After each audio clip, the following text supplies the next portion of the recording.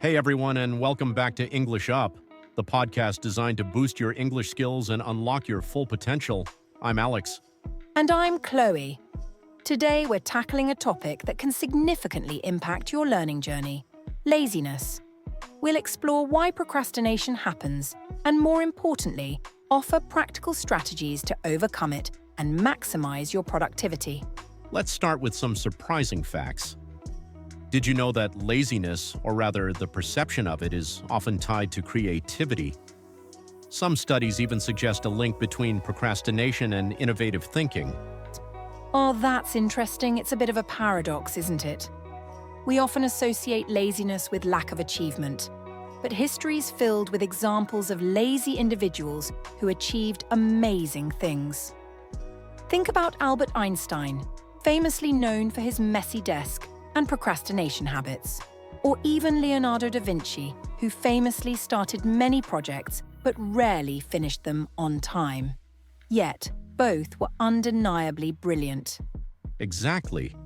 Their laziness might have been a form of strategic thinking or a reflection of their deep thought processes. But we need to draw a line between productive pauses for reflection and actual procrastination hindering our progress. That's a great point. And it's even harder to avoid procrastination in today's world. We're bombarded with notifications, social media, endless entertainment options. It's become a breeding ground for what some call digital laziness, and terms like doomscrolling are now part of our everyday vocabulary. Absolutely. These distractions trigger our brain's reward system, making us crave instant gratification and avoiding the effort required for focused work. Let's do a quick vocab check from the first part. First, paradox. A paradox is a statement or situation that seems contradictory but might still be true. Example: it's a paradox that laziness can sometimes lead to genius. Yeah, next is procrastination. Procrastination is delaying or postponing something, usually something that needs to be done. Example: I procrastinated on writing my essay until the last minute. All right, listeners, here are two quick questions for you to ponder. 1. Can you think of a time when your laziness led to unexpected results? 2. What's your biggest digital distraction? We'll come back to those questions in a bit. Now, let's dive into some practical tips to boost productivity. First, time blocking. Schedule specific times for specific tasks. Studies show that structured time management significantly reduces procrastination. Second, the 2-minute rule. If a task takes less than 2 minutes, do it immediately. This prevents small tasks from piling up. Third, the Pomodoro technique. Work in focused bursts, for example, 25 minutes, followed by short breaks. It improves concentration and reduces mental fatigue. Fourth, minimize distractions.